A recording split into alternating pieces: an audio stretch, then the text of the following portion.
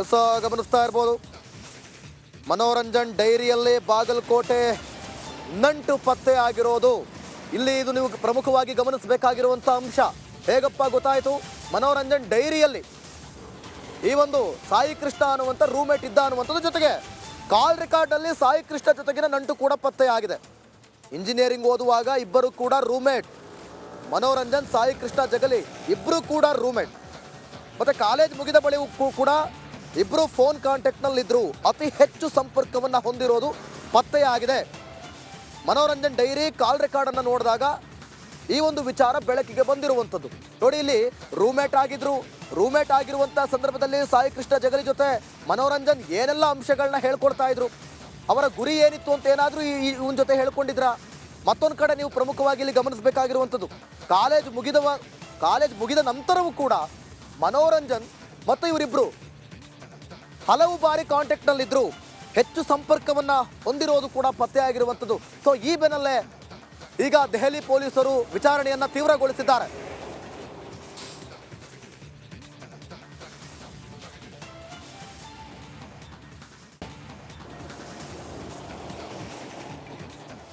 ಮತ್ತೊಂದು ಕಡೆ ಹಾಗಾದ್ರೆ ಸಾಯಿ ಕೃಷ್ಣ ಜಗಲಿಯನ್ನ ಪ್ರಶ್ನೆ ತನಿಖೆ ಮಾಡಿದಾಗ ಸಾಯಿ ಕೃಷ್ಣ ಜಗಲಿ ಏನ್ ಹೇಳ್ತಿದ್ದಾರೆ ಗೊತ್ತಾ?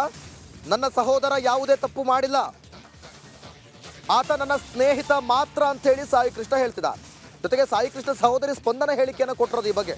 ಸಾಯಿ ಕೃಷ್ಣ ಸಹೋದರಿ ಸ್ಪಂದನ ಸ್ನೇಹಿತನಾದ ಕಾರಣ ವಿಚಾರಣೆ ಮಾಡ್ತಿದ್ದಾರೆ, ಎಲ್ಲ ರೀತಿಯ ತನಿಖೆಗೆ ನಾವು ಸಿದ್ಧರಿದ್ದೇವೆ, ತಪ್ಪೇ ಮಾಡಿಲ್ಲ ಅಂತಂದ್ಮೇಲೆ ಹೆದರೋದು ಯಾಕೆ ಅಂತೇಳಿ ಸಾಯಿ ಕೃಷ್ಣ ಸಹೋದರಿ ಸ್ಪಂದನ ಹೇಳಿಕೆಯನ್ನು ಕೊಟ್ಟಿರೋದು. ಸಾಯಿ ಕೃಷ್ಣ ಅಲ್ಲ, ನನ್ನ ಸಹೋದರ ಯಾವುದೇ ತಪ್ಪು ಮಾಡಿಲ್ಲ ಅಂತೇಳಿ ಸಾಯಿ ಕೃಷ್ಣ ಮನೋರಂಜನ್ ಸ್ನೇಹಿತ ಆಕೆಯ ಸಹೋದರಿ ಸ್ಪಂದನ ಹೇಳಿಕೆಯನ್ನು ಕೊಟ್ಟರು.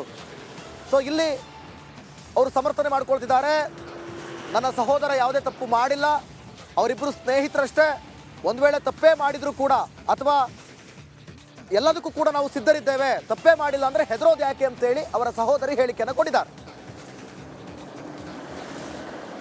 ನಮ್ ತಮ್ಮ ಯಾವ್ದು ತಪ್ಪು ಮಾಡಿಲ್ಲ, ಜಸ್ಟ್ ಇದಕ್ಕೆ ಕರ್ಕೊಂಡು ಹೋಗ್ಯಾರೆ ಅಷ್ಟೇ, ಮತ್ತೇನು ಇಲ್ಲ. ಎಲ್ಲಿ ಬೆಂಗಳೂರು ಎಲ್ಲಿ ಯಾವಾಗ ಬಂದಿದ್ರಿ ಅವರು? ನಿಮ್ಮ ಮನೆಗೆ ಬಂದಿದ್ರ? ಹೆಂಗ ಪೊಲೀಸರು ಎಲ್ಲಿಂದ ಬಂದಿದ್ರು? ಡೆಲ್ಲಿಯಿಂದ ಬಂದಿದ್ರು ಪೊಲೀಸರು. ಅವ್ರು ಬಂದು 2 ದಿನ ಆಗಿತ್ತು ಅಷ್ಟೇ. ಎಲ್ಲ ವಿಚಾರಣೆ ಇದಕ್ಕೆ ಏನೇನು ಕೇಳಿದ್ರು ಅವರೆಲ್ಲ ಕರೆಕ್ಟ್ ಉತ್ತರ ಕೊಟ್ರೆ, ಇಲ್ಲ ಸ್ವಲ್ಪ ಇದು ಅದಾವ, ನಾವು ನಿಮ್ಗೆ ಕರ್ಕೊಂಡು ಹೋಗ್ಬೇಕಾಗತ್ತ, ಅದಕ್ಕೆ ನಾವು ಕರ್ಕೊಂಡು ಹೋಗ್ತೀವಿ ಅಂತಂದ್ರೆ ಆಯ್ತು ಕರ್ಕೊಂಡು ಹೋಗ್ರಿ, ಪ್ರಾಬ್ಲಮ್ ಏನಿಲ್ಲ, ಅವೇನು ತಪ್ಪ ಮಾಡಿಲ್ಲಲ್ಲ, ಕರ್ಕೊಂಡು ಹೋಗ್ರಿ, ಅದ್ರಾಗ ಏನಿಲ್ಲಂತೆ ಹೋಗಿ. ಅವ್ರವ್ರಿಗೆ ಈಗ ಮನೋರಂಜನ್ ಸ್ನೇಹಿತ ಅಂತ ಹೇಳ್ತಿದ್ರು, ಅದ್ರ ಬಗ್ಗೆ ಏನಾದ್ರು ಅವ್ನ ಜೋಡಿ ಅವ ಈ ಸದ್ಯಕ್ಕಂತೂ ಕಾಂಟ್ಯಾಕ್ಟ್ದಾಗ ಇದ್ದಿದ್ದಿಲ್ಲ, ಅಂದ್ರೆ ರೂಮ್ಮೇಟ್ ಇದ್ರ ಅವ. ಅಂದ್ರೆ ಇವ್ರು CS ಡಿಪಾರ್ಟ್ಮೆಂಟ್ ಇರುವರ 3 ಜನ ಇದ್ರಂತೆ, ಇನ್ನೊಬ್ಬ ಒಂದು ಫ್ರೆಂಡ್ ಅಂತೆ ಅಷ್ಟೇ, ಮತ್ತೇನಿಲ್ಲ, ರೂಮ್ಮೇಟ್ ಇದ್ರ ಅಷ್ಟೇ ಅವ. ಮತ್ತೇನು ಅದ್ರದ್ದು ಇದ್ರ ರಿಲೇಟೆಡ್ ಅದು ಏನು ಇದನ್ನೇ ಇಲ್ರಿ, ಅವಾಗ ಹಂಗೆ ಇದ್ದಿದ್ದಿಲ್ರಿ ಅವ ಮನೋರಂಜನ್. ಈಗ ಯಾಕೆ ಹಂಗೆ ಮಾಡ್ಯಾನೋ ಗೊತ್ತಿಲ್ರಿ ಅವ, ಅದು ಈಗ ನಮ್ಮ ತಮ್ಮಂದಂತೂ ಏನು ಅದ್ರ ಒಳಗೆ ಏನೋ.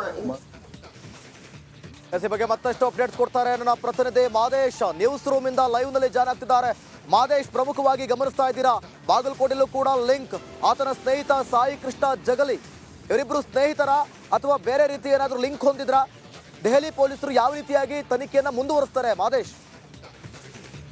ಖಂಡಿತ ದಿವಿತ್, ಈಗಾಗಲೇ ಸಂಸತ್ನಲ್ಲಿ ಸ್ಮೋಕ್ ಬಾಂಬ್ ದಾಳಿಗೆ ಪ್ರಕರಣಕ್ಕೆ ಸಂಬಂಧಪಟ್ಟಂತೆ ದೆಹಲಿ ಪೊಲೀಸರು ಕೂಡ ತೀವ್ರ ತನಿಖೆಯನ್ನು ನಡೆಸ್ತಾರೆ. ಯಾಕಂದರೆ ಇದು ನ್ಯಾಷನಲ್ ಕೇಸ್ ಆಗುತ್ತೆ. ಜೊತೆಗೆ ಸಂಸತ್ನಲ್ಲಿ ಅಷ್ಟೊಂದು ಸೆಕ್ಯೂರಿಟಿ ಇದ್ರೂ ಕೂಡ ಓರ್ವ ವ್ಯಕ್ತಿ ಈ ರೀತಿ ಪಾಸ್ನಿಂದ ಎಂಟ್ರಿ ಕೊಡ್ತಾನೆ, ಏಕಾಏಕಿ ದಾಳಿ ಮಾಡ್ತಾನೆ, ಸ್ಮೋಕ್ ಬಾಂಬನ್ನು ಹಾಕ್ತಾನೆ. ಜೊತೆಗೆ ಇಮಿಡಿಯೇಟ್ಲಿ ಹೊರಗಡೆ ಒಂದಷ್ಟು ಡ್ರಾಮಾಗಳಾಗ್ತವೆ, ಅಲ್ಲೂ ಕೂಡ ಪ್ರೊಟೆಸ್ಟ್ ಅನ್ನುವಂಥದ್ದು ನಡೆಯುತ್ತೆ. ಅಲ್ಲಿ ಕೂಡ ಬೇರೆ ಒಂದು ಯುವತಿ ಕೂಡ ಇದೇ ರೀತಿಯಾಗಿ ಸ್ಮೋಕ್ ಬಾಂಬ್ ಆಗ್ತಾಳೆ ಅಂದ ತಕ್ಷಣ ಎಲ್ಲ ಒಂದು ಕಡೆ ಇದು ಒಂದು ರೀತಿ ಪ್ರೀ ಪ್ಲ್ಯಾನ್ಡ್ ಆಗಿದೆ, ಇದರಿಂದ ಬೇರೆ ಯಾರೋ ಇದ್ದಾರೆ ಅನ್ನುವಂಥದ್ದು ಮೇಲ್ನೋಟಕ್ಕೆ ಈಗಾಗಲೇ ದೆಹಲಿ ಪೊಲೀಸರಿಗೆ ಒಂದಷ್ಟು ಅನುಮಾನಗಳು ಕೂಡ ಗೊತ್ತಾಗಿದೆ. ಜೊತೆಗೆ ಈತನಿಂದ ಯಾರಿದ್ದಾರೆ, ಈತನ ಕಾಂಟ್ಯಾಕ್ಟ್ ಏನು, ಈತನಿಗೆ ಆ ರೀತಿ ಮಾಡಬೇಕಂತ ಯಾಕೆ ಅನಿಸ್ತು, ಇದನ್ನು ಫಸ್ಟ್ ಪೊಲೀಸರು ಕಲೆ ಹಾಕುವಂಥ ಕೆಲಸ ಮಾಡಬೇಕಾಗುತ್ತೆ. ಅದರಲ್ಲೂ ಕೂಡ ಇದು ಸೆಕ್ಯೂರಿಟಿಗೆ ಸಂಬಂಧಿಸಿದಂಥ ವಿಚಾರ. ಅದರಲ್ಲೂ ಕೂಡ ಸಂಸತ್ಗೆ ಇವರು ದಾಳಿ ಮಾಡ್ತಾರೆ ಅಂದರೆ ಇವರ ಅಸಲಿ ಉದ್ದೇಶ ಏನು ಅನ್ನೋದನ್ನು ಪೊಲೀಸರು ತನಿಖೆ ಮಾಡಬೇಕಾಗುತ್ತೆ. ಹೀಗಾಗಿ ಈತನ ಹಿನ್ನೆಲೆಯನ್ನು, ಜೊತೆಗೆ ಈತನ ಕಾಂಟ್ಯಾಕ್ಟಲ್ಲಿರೋರನ್ನು ಪರಿಶೀಲನೆ ಮಾಡೋದಕ್ಕೆ ಈಗಾಗಲೇ ದೆಹಲಿ ಪೊಲೀಸರು ಮುಂದಾಗಿದ್ದಾರೆ.